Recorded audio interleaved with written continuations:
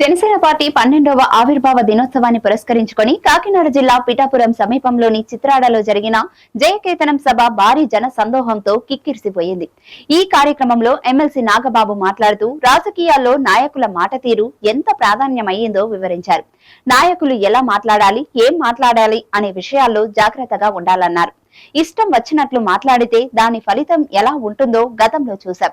నోటి దురుసుతో వ్యవహరించిన ఒక నేతకు చివరకు ప్రతిపక్ష హోదా కూడా దక్కలేదు.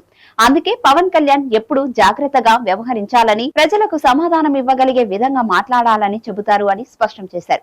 పవన్ కళ్యాణ్ ఆలోచనలు కేవలం ఇప్పటి కోసం కాదు, వచ్చే 2-3 తరాల భవిష్యత్తు కోసం ఆయన పోరాటం చేస్తున్నారు. రాజకీయాల్లో నిలదొక్కుకోవాలంటే ఓపిక, పట్టుదల, సేవాభావం అవసరం. ఈ 3 గుణాలు పవన్ కళ్యాణ్ లో అపూర్వంగా ఉన్నాయి.